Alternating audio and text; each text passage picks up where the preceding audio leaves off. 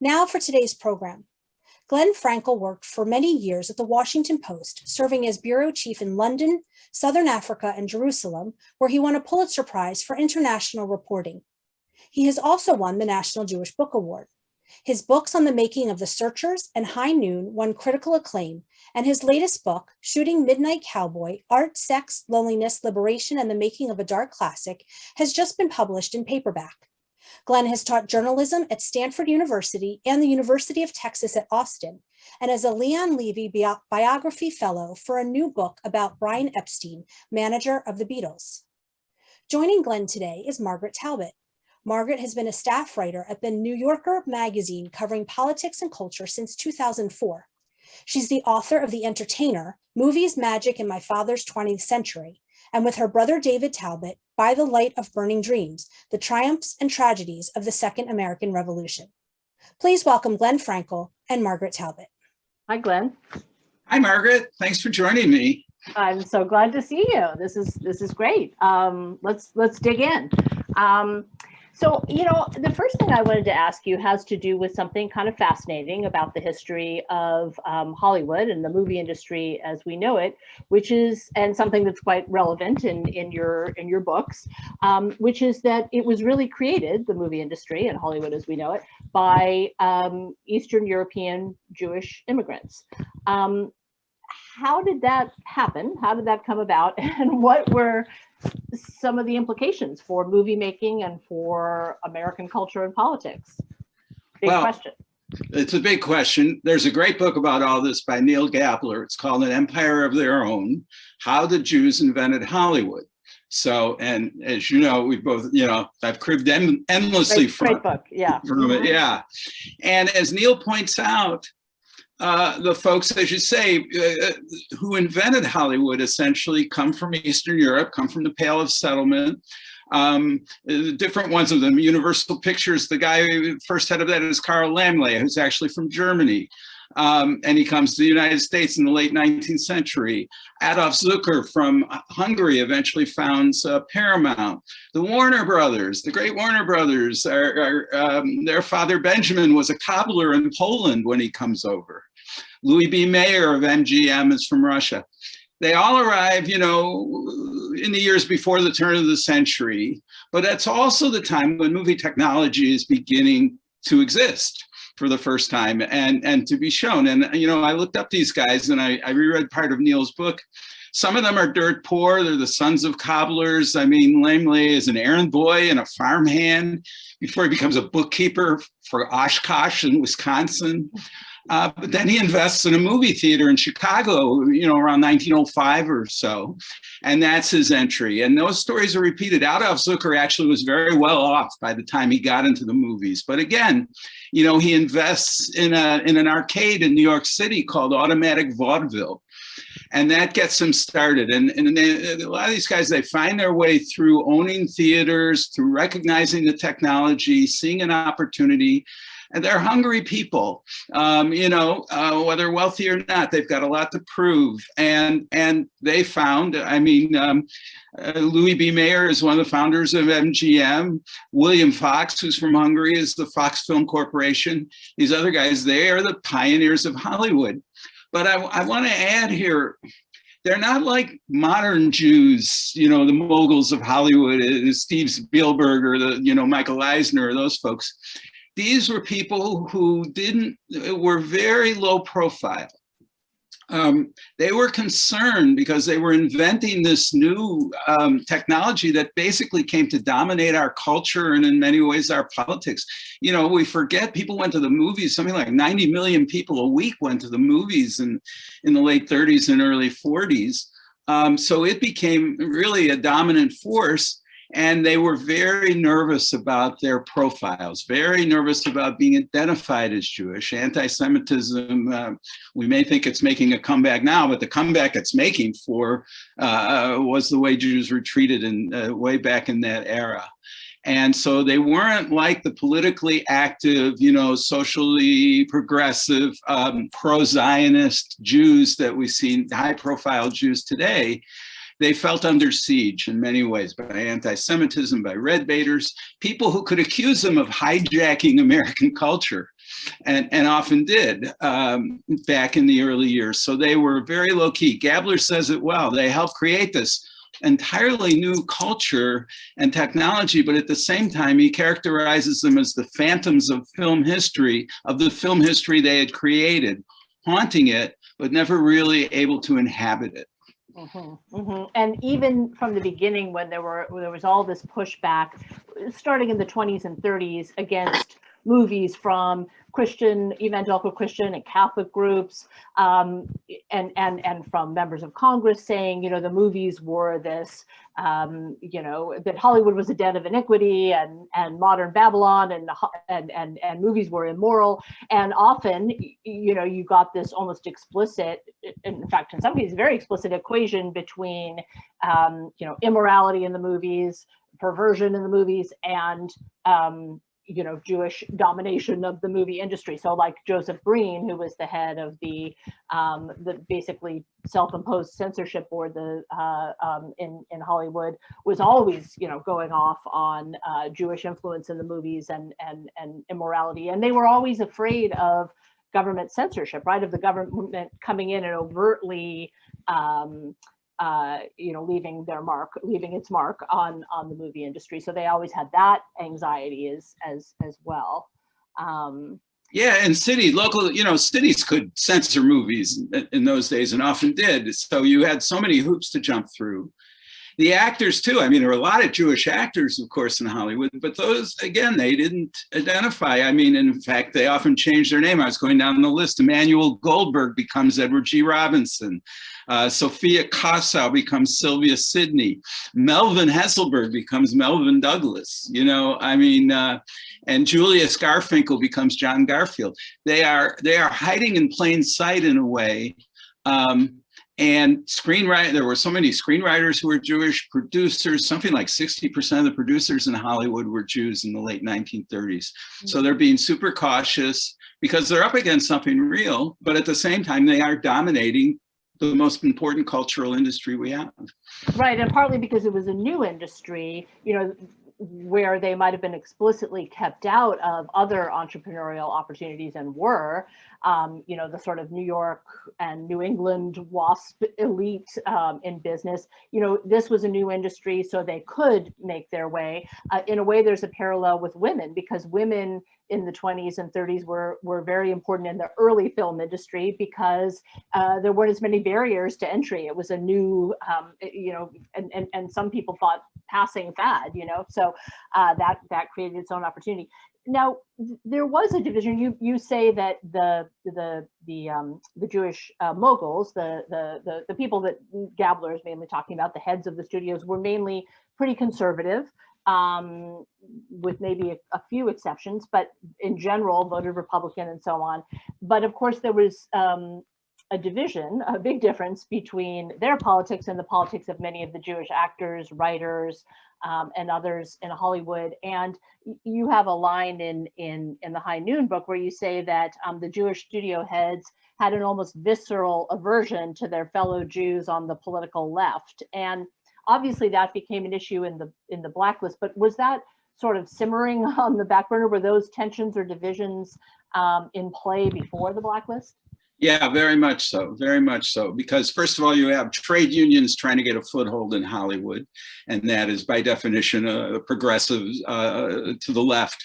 And so they're trying to get guilds for screen actors, for directors, for various people working in movies in various forms. And there's a very small but visible communist party that's trying to get a foothold, and it starts in New York, but it makes its way to Hollywood because, so many people from New York end up in Hollywood, writers and others, especially in the sound era, and actors as well. So there's a progressive movement. The studio heads have a lot of reasons to try to tamp that down because they want to keep control and they want to keep their profits where they are. So there is a tension, there is a conflict right from the beginning. There are a lot of progressives. I mean, we're talking about the years in the 1930s when the New Deal arrives, So that has a lot of support, especially among the kind of people who become writers and, and directors and creative people. And the little Communist Party, which never really gets much of a foothold in America for a long variety of reasons that we won't go into today. But nonetheless, it gets a little bit of, it gets some visibility, it raises some money out there. It's working in conjunction with progressive groups for a while. There are fellow travelers and all of that. So there is this thing bubbling up that's a little worrisome to the studio moguls who don't want any of this, tainting their image. And that's what takes us, when they get into World War II, there's the conflicts have begun, but they haven't grown deep. It's World War II that brings them out a bit. And at the end of World War II, of course, with the death of Roosevelt and the end of the war, which had tamped down a lot of things over the years, people united around the idea of defeating Japan and Germany, the lid kind of comes off after the end of the war. And suddenly the question of who's a communist or who's a progressive and what does that mean and how does that affect movies becomes a really big deal very quickly. Right. So let's get into that. But first, I was just going to say briefly about the war. So yes, this is this moment where Hollywood certainly, joins the war effort once the United States is in the war. Full-heartedly, full-throatedly, sending directors like John Huston and William Wyler to Europe to shoot, to film and combat and so on, and making very overtly propagandistic films in some cases. And we were talking yesterday about some of these movies they made when, to kind of laud the Soviet Union when it was our ally in the war, some of which are, do not wear well today. Mission to Moscow and Song of Russia with the happy Russian peasants, Soviet peasants and workers. So, but also some great movies, some great, Casablanca.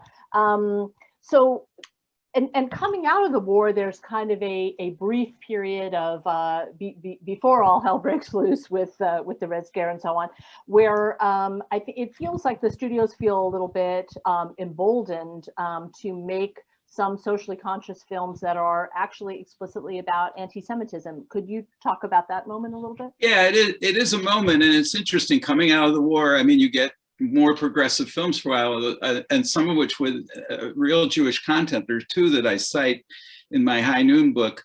One is Gentleman's Agreement in 1947, made by Warner Brothers, directed by Elia Kazan, who's not Jewish, stars Gregory Peck and John Garfield, who I think he's nominated. I think he may have won Best Supporting Actor for it. And it's a movie about anti-Semitism in WASP, Connecticut and New York in the upper reaches of things. Another one, which is a little more down and dirty, is Crossfire, a little film noir that also came out in 1947. It's about the murder of a Jewish war veteran by an anti-Semitic soldier. It was made by RKO, which was a small striving studio in those days, and Dori Sherry was the head of RKO. And Dori Sherry is a bit of an exception to these old line studio guys. He's, first of all, he's pro-Israel, he's a liberal, he's out there, he's somebody we would recognize more as a sort of harbinger of a model of things to come. People are so nervous in the established Jewish community about the high profile of these movies that the American Jewish Committee actually sends a delegation to Dori Sherry saying, we really wish you wouldn't make that war veteran Jewish. Why get into that? Why, anti-Semitism's out there. Why raise a red flag in front of him? Dori Sherry ignores them. He not only ignores them, I've seen this movie trailer that he made for Crossfire where he's sitting behind the desk saying, they told me not to make this movie, but we thought this was a really important movie. See Crossfire for yourselves. He's sort of patting himself on the back for his moral courage. Crossfire did well. I mean, both these movies did well. Gentleman's Agreement won 3 Oscars, including Best Picture in 1947. Crossfire got 5 nominations for Oscars and made good money at the box office. But this is 1947, and what we're leading into is in 46, the Republican Party, after more than a decade of being, on the outs, being a small, beleaguered group, sometimes at war with itself, wins both houses of Congress. FDR dies in 45. Harry Truman is not so popular in 46. As I say, the Republicans are back in power, and all of the pent up sort of critiques of the New Deal, backlash, especially among working class whites. I mean, stop me if this sounds familiar to what we're dealing with today. You know, all of that's beginning to come out, and, you know, were we on the right side during the war, and how many people did we lose? And this New Deal, really, was it a stalking horse for communism? All this kind of stuff begins to bubble up in 47. And of course, the House Un-American Activities Committee, which is now run by Republicans and which has a writ to root out, well, fascism, but never mind that, and communism. And so things move quickly and change direction in a very dramatic way. Right. So then how does that turn towards Hollywood? How does that anti-communist fervor begin to target Hollywood, and what forces in Hollywood are kind of tacitly or not so tacitly inviting that attention? Well, the Hollywood has always had, you know, its little right-wing element, and that has grown over time. There's the Committee for the Preservation of American Ideals that starts before the war ends, and that attracts conservatives in Hollywood, people like Walt Disney, for example, Gary Cooper, John Wayne, you know, Hedda Hopper, the columnist. So there's this little group growing, and that, you know, is uncomfortable with the progressive sort of culture of Hollywood at that time. So that's going on. But after the war, once the committee wants to hold hearings, it wants to investigate. And I mean, what's better than going to Hollywood? I mean, you got movie stars, you got, you know, movie people. It's a great place to set up your stand and hold hearings. And that's exactly what the committee does in October of 1947. They go out there earlier and they do an investigation, and they call a lot of people and informal things. Then they hold the actual hearings back here in Washington in what is now the Cannon Office Building. And they invite basically 43 people to come and testify. Invite meaning subpoena them. And first they have a whole parade of anti-communist witnesses, including Walt Disney and Jack Warner of Warner Brothers and Ayn Rand, you know, the novelist Gary Cooper. And they testify about what they've seen of communist influence. And they, you know, a few people's names come up, and the writers of Casablanca and some other things come up suddenly. The Best Years of Our Lives is attacked, a very, you know, William Wyler's great 1947 movie. And eventually they call to the stand 10 witnesses who are members or former members of the American Communist Party. They're screenwriters, a couple of producers, one director. And after getting the cooperation from the earlier witnesses, I left out Ronald Reagan, who was the head of the Screen Actors Guild and who testified. He wasn't actually as rabid an anti-communist as some of the witnesses. He even raised the question of, well, if we have a committee investigating political beliefs, isn't that a little dangerous to the First Amendment? Well, it's very dangerous to the First Amendment. The studio heads are torn about this, incidentally. They don't really want politicians in Washington telling them, you know, who they can hire and fire. They're nervous about this. And a group of Hollywood actors and notables, including Humphrey Bogart and his wife, Lauren Bacall, and John Huston, the director, Danny Kaye, they fly out to Washington to support these 10 witnesses who appear on the stand. As I say, all of them were members or recent members of the small American Communist Party. All of them refused to cooperate with the hearings. They appear on the witness stand, but they won't answer questions about whether they're communists or not, or whether they've ever been in the party or not. They cite the First Amendment, their right to, you know, to free speech, and, you know, and turns out that's the wrong amendment to cite, because the committee holds them in contempt. And had they cited the Fifth Amendment against, you know, incriminating themselves, the committee could not have issued contempt citations. Every American citizen is entitled to that. They didn't want to cite that. They didn't feel they'd done anything wrong by being, you know, fellow travelers or members of the party. So anyway, that moment comes and goes. It's a very dramatic moment. They all end up being convicted at one point or other of contempt of Congress and serve up to a year in prison. The studio heads, who are, as I say, sort of mildly supportive of them at first, sort of changed on a dime, turn on a dime. Right after the hearings in November, a month later, they hold, the studio heads send emissaries to what's something called the Waldorf Conference in New York at the Waldorf Astoria. They meet in secret. There's about 80, 90 people there, a lot of lawyers, a lot of briefcases. And they issue a statement saying, okay, anyone who doesn't cooperate with this committee will be fired. And so the Hollywood 10, in essence, are going to be out of jobs. But anyone else who the committee calls later on has to cooperate. We don't approve of, repression or denials of freedom of speech, but at the same time, we're totally supportive of America.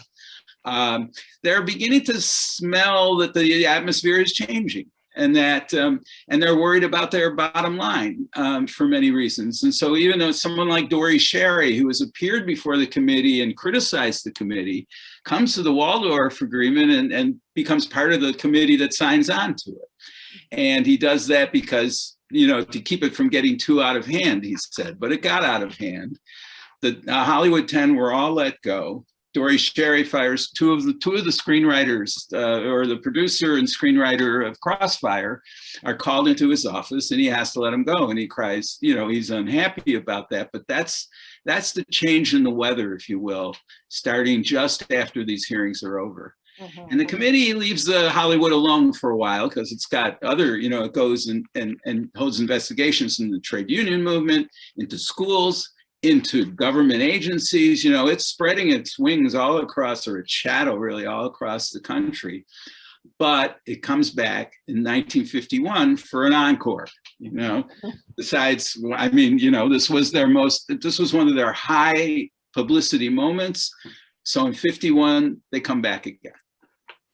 Right. And let's get into some of the response then. So in essence, though, the studios have decided we're going to create a blacklist so that the government doesn't come in and do it for us. We see this coming, and so we don't like it necessarily, but we're going to have to do it.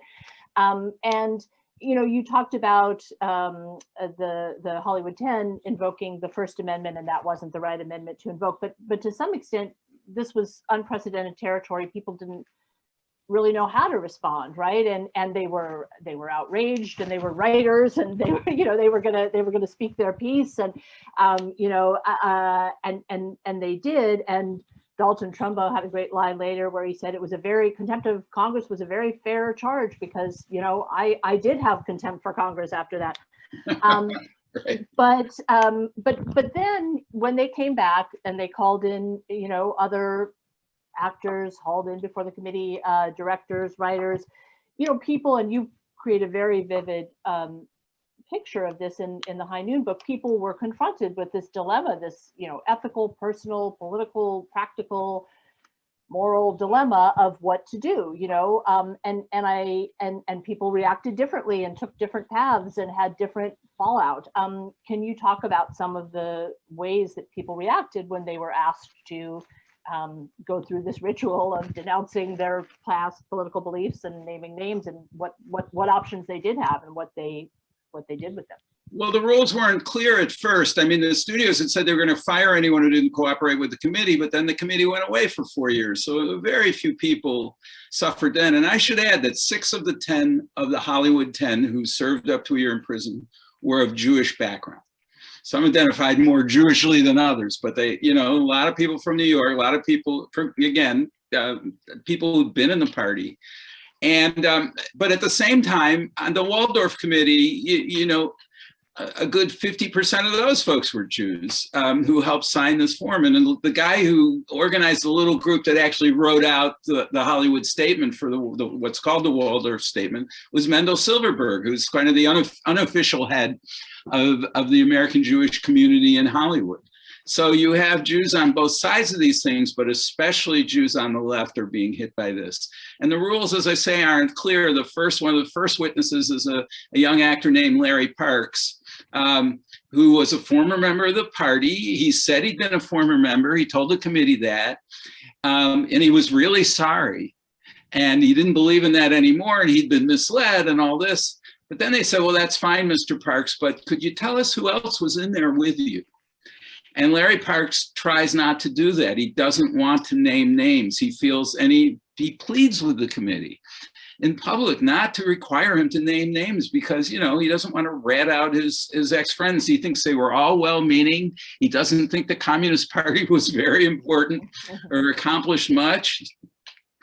Anyway, Larry Parks gets in a lot of trouble as a result, and he eventually names names in a private session, which is then leaked to the newspapers. So he gets hit on both sides. And after that, people notice what happened to Larry Parks and what happened to some other witnesses, and they begin to make up their mind. If they're going to be called, what are they going to do? What are they going to say? They have to decide ahead of time. And this sort of process occurs where if you want the committee to get off your case, and if you want to keep working in Hollywood, you're going to have to own up to your former membership in the party, say it was a terrible thing and you're very sorry.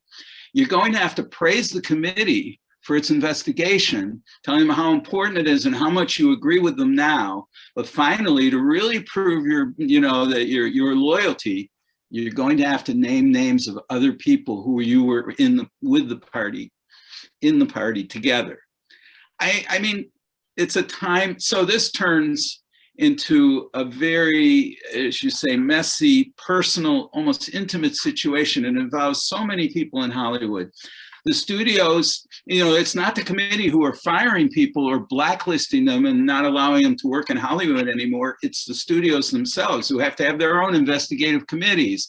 And they're working hand in glove with this committee, and they're hiring lawyers to, help people write their statements explaining their deep regret and what they have to do. And this gets very personal because people who are business partners are suddenly, in conflict. Families fall out over this thing. Friends, there's, because let's say, in one situation, someone, Richard Collins, names Waldo Salt, say, as a communist. Well, Richard Collins had been Waldo Salt's best man at his wedding. Waldo Salt, they were both screenwriters. And suddenly there he is testifying and naming Waldo as a communist. And then Waldo appears in 1951. He refuses to name names and he's blacklisted for the next dozen years or so. He doesn't work in Hollywood. He has to take an assumed name and write TV scripts for Robin Hood in England and doing other things. This affects people's lives in a very real and personal way. It spreads fear. Who's going to name you? Martin Berkeley, a screenwriter from New York who comes out to Hollywood and who was a member of the party for several years, a rather, strong, devout member. He names 158 people to the committee. And he makes his living for a while giving speeches all around the country about the threat of communism. There's a lot of opportunism going on here. There's a lot of betrayal going on here. And it's really a nasty, vicious time. And I should say the rhetoric behind this is just as nasty or toxic as anything we hear today. They didn't have social media. They didn't have ways of having their statements go around the world in 30 seconds. Nonetheless, it was brutal in so many ways and affected literally thousands of people. Right. Well, you make a good point that, many times people like Larry Parks are trying to explain, this was a decision I made as a citizen in a democratic society to, for a while, be a part of this organization, this political organization, when it's part of sort of the Popular Front politics, aligned in many ways with, liberals and the Communist Party, one of the main forces actually, overtly confronting racism in the United States at that time and so on. And so he's sort of talking about this as as an informed political decision. And the committee is talking about good versus evil. The committee is talking about this, battle of the dark and the light. That's right. It's a Manichaean, war going on. Right. And, you have to say, fear of communism was very real. The United States was locked in a Cold War with the Soviet Union. 83,000 soldiers had been killed or wounded. American soldiers had been killed or wounded in Korea fighting communism. The Rosenbergs and their cell of spies had turned over atomic secrets to the Soviet Union. So people were afraid, and communists, they could be you, could be me, they look like us, they could be our next door neighbors. The paranoia and that politicians could play on, and the rise of Joseph McCarthy, who takes all this and sort of, hyperactivates it for his own political success. So there's some real things lurking behind it, and it's toxic and it's awful. In my High Noon book, which is about the making of that movie and the Blacklist, I focused on Carl Foreman, a very talented young screenwriter, Jewish, working with this independent little production company owned by his friend, Stanley Kramer, who's also Jewish, and these are young go-getters. They're like, indies. Moving around, and they want to make this little movie, High Noon, and they managed to convince Gary Cooper to perform in it. Well, Carl and Stanley are both liberals. Carl had been in the party for a while. Stanley hadn't. When Carl's called to testify in September 1951 in the middle of the film shoot of High Noon, Stanley first says, well, we'll figure out a way to get around this. Don't worry about it. But as it gets closer to the time to testify, Stanley's pressuring Carl. Stanley, he's worried about the company. They're just about to do a big new contract with Columbia Pictures. It's going to pay them more than $1 million in profit for each film they're going to do. And Carl sees Stanley peeling away from him. And Carl faces this choice. Do I give up this golden career I've got or do I stick with this? And you see some of the dilemma of that leaking in the High Noon, which becomes, as he's finishing the screenplay, a kind of allegory. The marshal, played by Gary Cooper, is now Carl himself, as he talked about this later. And the committee are the gunmen coming on the noon train, or gathering up in town to take them on. But most importantly, the citizens of this little town where the marshal's trying to get support so he can face the gunmen, rounding up people, going to the church, all of this to get his pals and the moral core of this community united. They don't go with him. They leave him stranded there. They shun him. They avoid him. And that's how Carl felt in Hollywood when he was facing the subpoena, and he has to decide what he's willing to do and, more importantly, what he's not willing to do. Right. And then what happens to him? Well, he basically refuses to name names. He tries to avoid taking the fifth, but he takes the limited fifth, if you will. He thinks he can get away with this because he's not in the party anymore. He tells them he's not in the party, but he won't name names. That's a step too far. He tries to form his own little film company after that. Stanley fires him, basically announces the next day he's going to fire him, and within 2 weeks, Carl's out. He gets unlike a lot of people, at least he got some money because he had stock in the company. But when he tries to form his own independent company, that doesn't work, even though Gary Cooper, who's a conservative Republican, but likes Carl and believes him, even Gary Cooper is willing to sign on, or he announces he's willing to sign on. But within a week, the pressure from the studios, from Warner Brothers, where Cooper has a contract, from Etta Hopper and Luella Parsons, the right-wing gossip columnist, Cooper has to back away. Carl eventually takes his family and moves to London. He doesn't come back for 10 years. Well, he doesn't come back from London for 25 years, but it takes about 8 or 9 years for him to get off the blacklist. He writes screenplays under assumed names. He and another blacklisted writer, Michael Wilson, write the screenplay for The Bridge on the River Kwai that wins the best picture, best screenplay Oscar, but they don't get the credit because their names aren't on it. So was it an open secret in Hollywood that these writers, because there were other writers who won, Academy Awards pseudonymously because they couldn't write under their own names. I mean, how widely was that known that these films were being written by blacklisted writers? It was very widely known. People, the studio heads had no problem buying scripts from, anonymous writers for very little money. Mm-hmm. Dalton Trumbo, won his Oscar for The Brave One, which, he got maybe $3,000 for, whereas Dalton Trumbo would get $100,000 or more for back in the good old days. I mean, so the studios took some advantage of this. It was a game at times, but it was a very, ugly game.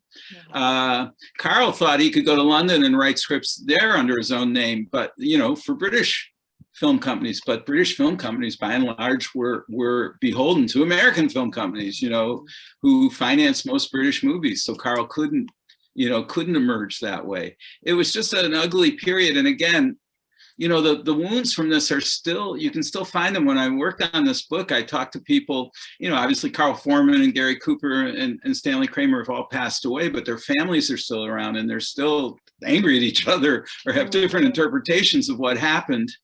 And, so these are wounds that never really heal, and they're very intimate. The Blacklist begins to slowly fade away, and the Jewish, people like Stanley Kramer, who had folded to the Blacklist back during High Noon, but who are liberals, they come forward in different ways. In the late 50s, Stanley makes the Defiant Ones and hires a blacklisted screenwriter. He doesn't name him originally under his own name, but you can see a photo, a picture of the guy, and Stanley quickly reveals what he's done.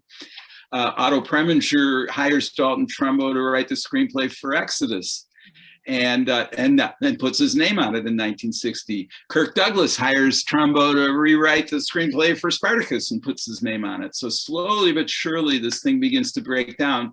And it's, all these people I just named, Preminger, Kirk Douglas, Stanley Kramer, they're all Jews too. They're all liberals. So gradually this thing breaks down, but it takes a decade and people's lives are destroyed. John Garfield dies of a heart attack at age 39 under incredible pressure to name names. Edward Bromberg commits suicide. I mean, there's a lot of bad things happening. Mm-hmm, mm-hmm. How important do you think the steps, the active steps that people like Otto Preminger and Kirk Douglas took to kind of defy the blacklist there finally, around 1960 or so? How important was that versus just this kind of burning out of of this zeal, kind of witch hunt zeal, Red Scare zeal, and were there other factors that were helping to bring this passage of our history to an end? Well, I mean, for one thing, Joe McCarthy rises and falls. He's not, he's a senator. He's not in the House committee, but he's running his own, even more high-profile set of hearings. And Joe McCarthy is kind of a mess. He's an alcoholic. He's got serious problems. He takes on the army at one point, and that's his downfall. And the White House under Dwight Eisenhower comes quietly undermines him. He's taken on a real sacred cow, and eventually, and he doesn't have anything to back it up. Communist participation in the military. So that's a factor that it loses some of its political, momentum and power. It loses its head, the head clown, if you will. And people are increasingly defying it. People are working their way back in. Carl is allowed to, to sign a contract with Columbia Pictures without naming names because they want Carl, he's such a good screenwriter. And so Columbia does a sort of backdoor deal with the head of the committee to get Carl, and who knows, if money changed hands or whatever happened with that. So slowly Hollywood changes. It's there are many, many victims, and mostly people who don't have good lawyers, who aren't, don't have a lot of cred in the industry, can't maneuver. So a lot of people suffered, but I'll tell you what I realized after John Kennedy's elected president, and he's not running on this kind of, he's doing the new frontier, and he's, looking forward to the more modern country where we put behind us, old things. So he's facing forward, and Bobby Kennedy goes to see Spartacus early on and tells his brother, it's a pretty good movie, you ought to see it. So 3 days after he's inaugurated, Jack Kennedy takes his entourage and a bunch of cars and drives the 3 blocks to Warner Brothers Theater, to the Warner Theater. And there's a press corps with him, of course. And when I read all the news accounts, he's going to watch a movie by a blacklisted screenwriter. And I'm waiting for somebody to ask him the question. And I was really frustrated in doing this research because no one asked him about Trumbo. No one asked him about the blacklist. And then I realized, well, wait a minute, that's the story. The fact that no one did, that we'd moved on to other things. And so the blacklist kind of burned itself out in a way. It was a radical movement, and it ran out of steam. A lot of factors behind it, but those were the essential ones. let's jump forward to your more recent book, the really wonderful as both of these books are, just terrific reads. And the book about Midnight Cowboy, another iconic American film, although directed by an English director, but a transplant. And you know, that, of course, a big part of that narrative is Dustin Hoffman, and Dustin Hoffman in a way represents, you know, a new Hollywood, and in some ways maybe a new possibilities for Jewish representation in Hollywood. And I wondered if you could talk a little bit about that, specifically in relation to kind of his identity. Well, you know, it's interesting. After Hollywood is in trouble economically by the early 60s, by the time the Blacklist is out of the way, Hollywood's beginning, the old genres are beginning to run out of steam, and they're looking for new creative energy. The studio system's beginning to break down a bit because it's expensive to make movies in Hollywood, and to keep all these people hired to be, you know, a core of actors and costume designers and everyone on the budget all the time in a big studio. So some of the independent filmmakers start working from other places, specifically back to New York, which is a very creative zone, as we know, for actors and writers and all kinds of people. And slowly movies begin to loosen up a little bit. The censorship system that you cited earlier, Margaret, that for years, the production code it was called, that kept movies, you know, you couldn't even show a husband and wife in bed together, let alone having sex. Those famous twin beds, yeah. Yeah, the twin beds, and, you know, so many things were prohibited, and this was beginning to hurt Hollywood's box office. Ticket sales are very important, and you know, and Hollywood was vulnerable to the Blacklist in part because ticket sales had begun to shrink after World War II with the advent of television and a number of other factors. And in the 60s, ticket sales are again beginning to fade. There are some great hit movies like The Sound of Music and things like that from the old system, but a lot of the old genres are beginning to die out, as are the old movie stars. And New York is beginning to become important. And what you're beginning to get finally, maybe a little bit with Paul Newman, he keeps his last name, but he's not an identifiably Jewish actor, except the one role he does in Exodus, where he plays Ari Ben Canaan, you know, the head freedom fighter.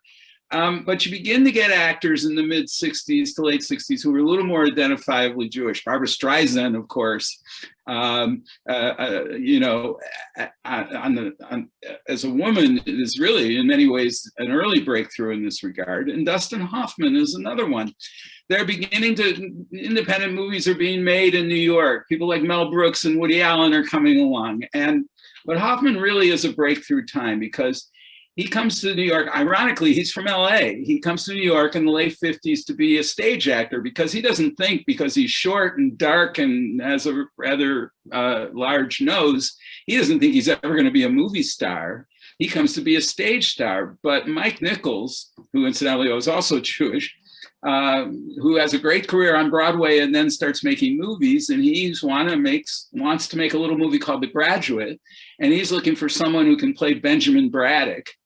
And everybody thinks that's supposed to be a waspy, you know, a super wasp, like Robert Redford, who actually, you know, auditioned for the movie. And Nichols said, no, Bob, you can't do this. No woman would turn you down. Who would, you know, you don't know anything about defeat. I need somebody who couldn't get a date.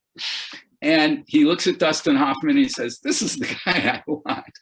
And Dustin Hoffman was sure he was being miscast, that this was supposed to be some sort of waspy surfboard, as he called them, you know, and Dustin Hoffman never thought he was going to be a movie star. And to this day, I interviewed, you know, Hoffman a couple of years ago for the Midnight Cowboy book, and he said he still feels he was miscast in The Graduate.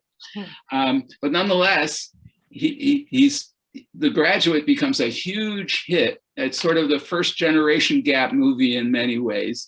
And it just catches on with a younger audience, you know, baby boomers like myself. I was, about 17 when The Graduate came out. And, you know, I just thought it was a sensational movie, and it made a fortune. It made $100 million at the box office. It cost about $4 million to make. And Hollywood suddenly, you know, there are a couple of other movies that are groundbreaking like this. And Dustin Hoffman emerges not just as a movie star, but as a kind of counterculture icon, because it's a generation gap movie, because he's sort of recognizably, identifiably Jewish. because he's a man who's been through acting schools, who's worked hard at his craft. And then comes along Midnight Cowboy. And Dustin Hoffman, having come off The Graduate, really wants to show his acting capabilities as a character actor. He always thought of himself as one. So Midnight Cowboy, which is the story of two sort of misfit loners, street people in New York who come together, a sort of fake cowboy from Texas, played by Jon Voight, who's coming to New York to try to find his, identity and wants to be a male hustler because he thinks that's something he can do well. And Ratso Rizzo, the street bum, this sort of outsider from the Bronx, who is supposed to be Italian, not Jewish, incidentally. But Hoffman really wants this part, and he dresses, and the director, John Schlesinger, really doesn't want Hoffman because he doesn't want some new movie star messing up his little movie. But Hoffman takes, is able to get a meeting, of course, because now he's Dustin Hoffman, big deal. And he convinces Schlesinger that he can do this part. And sure enough, the movie is a great success. And I remember going to see that movie, and that movie was aimed at younger people. I wanted to see Dustin Hoffman in a movie. First of all, it was rated X, which meant it was, there were things about it that were out there and different than the average thing you were going to see. And I wanted to see Dustin Hoffman in this kind of role after seeing him in The Graduate. So suddenly, Dustin Hoffman is even an even bigger movie star after this occurs. I think he's largely responsible, frankly, for the box office success of the movie. He and Voight are both nominated for Best Actor. They don't get it, but the movie wins Best Picture. John Schlesinger, the director, wins Best Director, and Waldo Salp, a screenwriter I mentioned about a half hour ago, who was blacklisted, comes back and writes a wonderful screenplay, and he wins Best Screenplay, just like Ring Lardner Jr., one of his pals, wins Best Screenplay the following years for MASH. Suddenly, it's both the end of the blacklist, if you will, but it's the rise of identifiably ethnic actors. And you get the guys who come after that, some of them Jewish, some of them not. Robert De Niro, Al Pacino, Richard Dreyfuss, Elliot Gould. I mean, there's a long list of actors who suddenly can be stars in ways that haven't been done in a long, long time. And so that's in the end, that's the way I kind of hook up.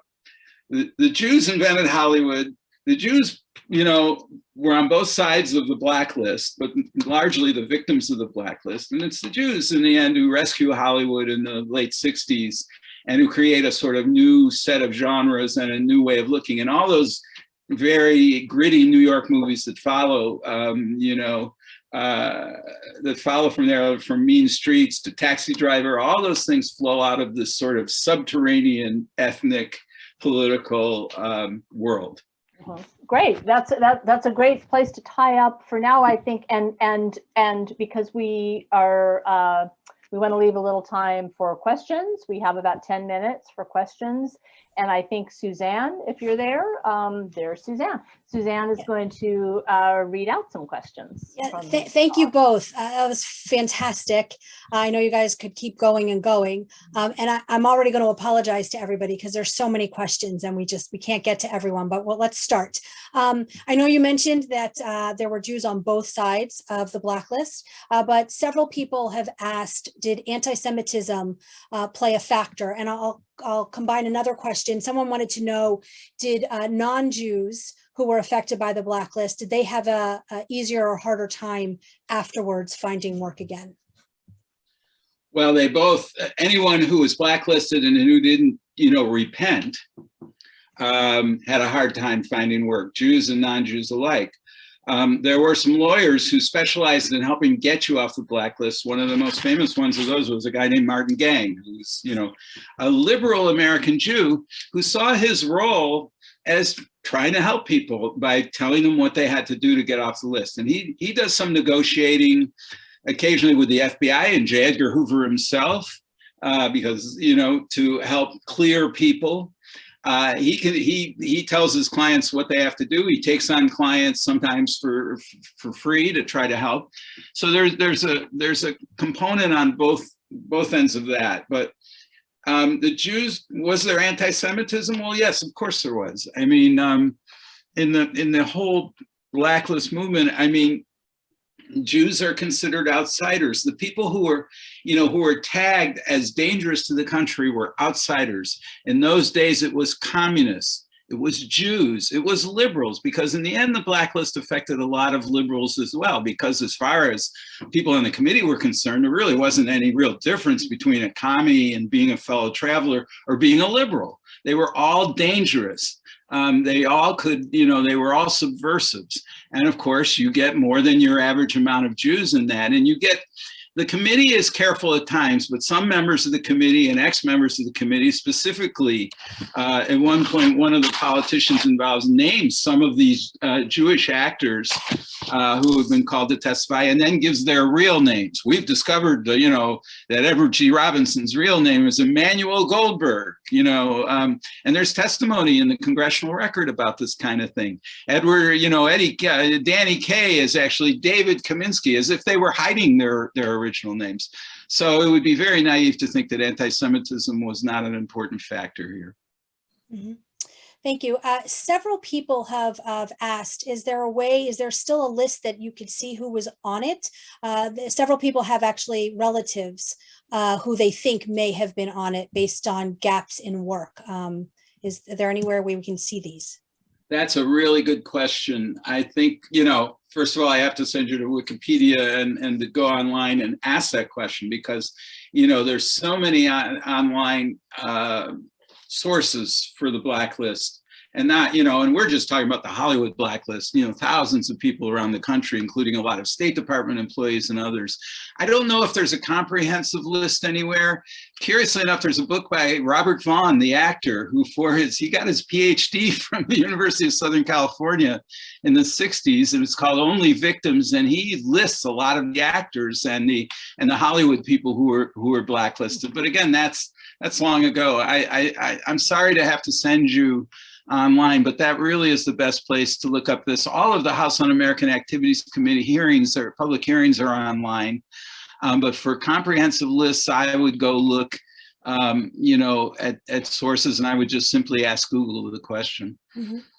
And also, several people have asked about the brouhaha at the Academy of Motion Picture Museum. For those who aren't familiar, for some reason did not include Jews in their new exhibit. And I'm told there's actually a new article in yesterday's New York Times about it, that there will now be an exhibit. I didn't know if you have any comment on that, the fact that they left out the Jewish history of Hollywood.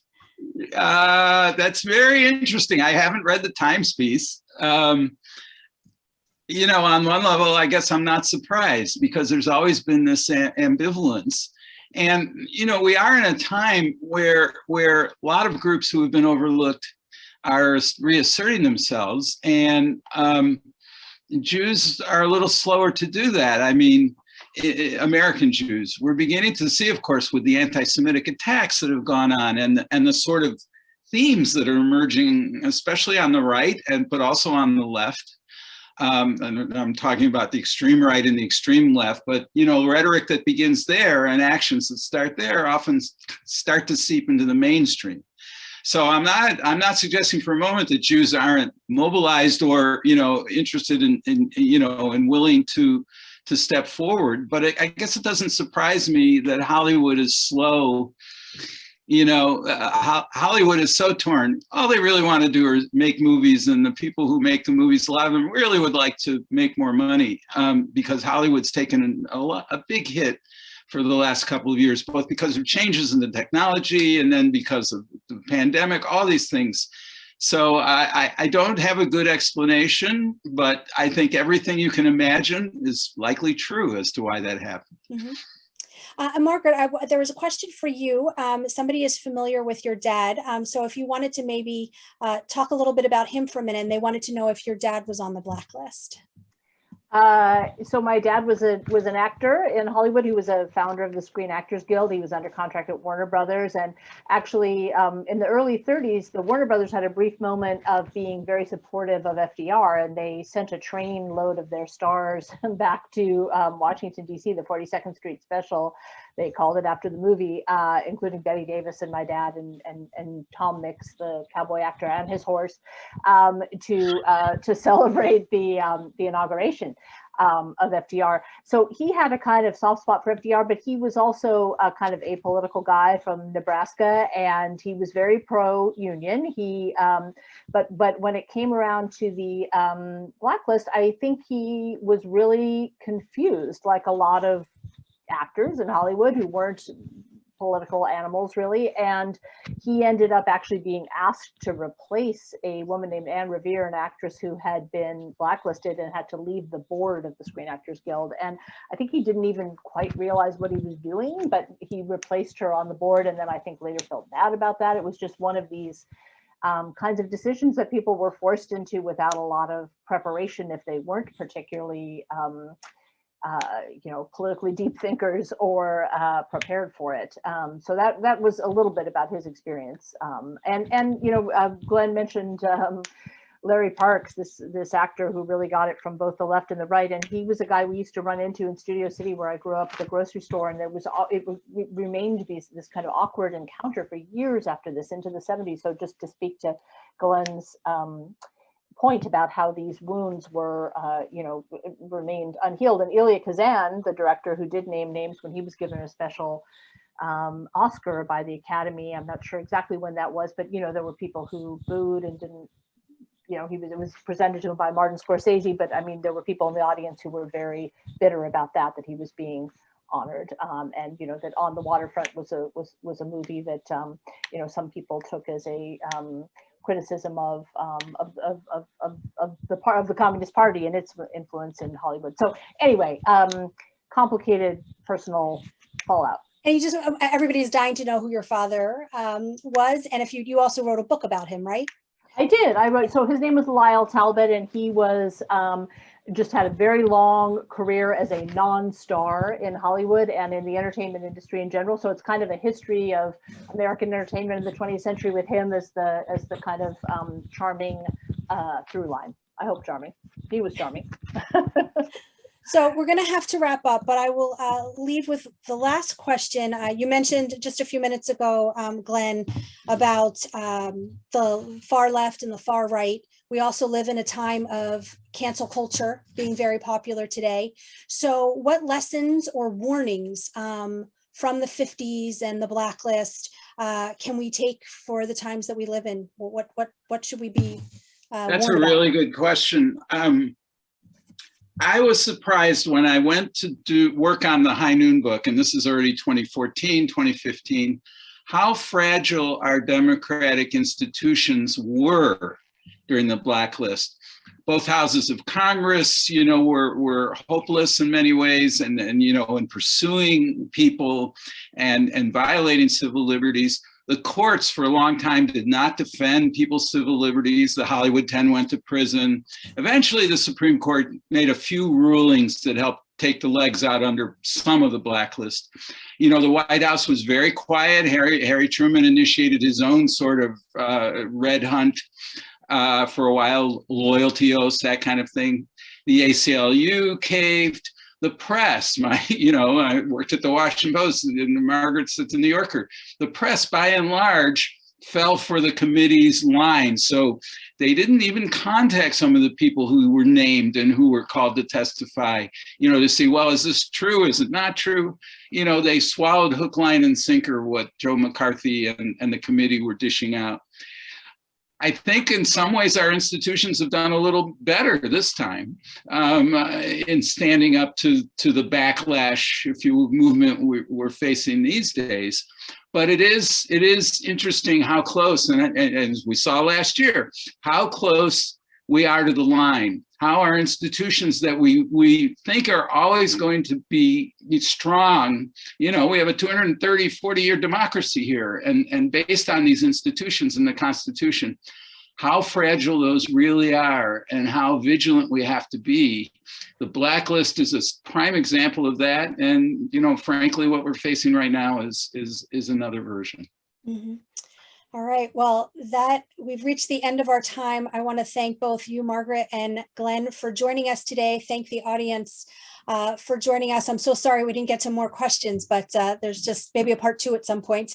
I want to remind everybody to go to momentmag.com, where you can sign up for next week's Zoominar on anti-Semitism in Iran. I will send out a follow-up email that will include links to both of Margaret's books and Glenn's books. And I will also make sure that I include a lot of the movies that were mentioned today, because I know a lot of people want to be able to go back and watch them. Again, thank you both for this fabulous discussion, and we'll see everybody next time. Thank you. Bye-bye.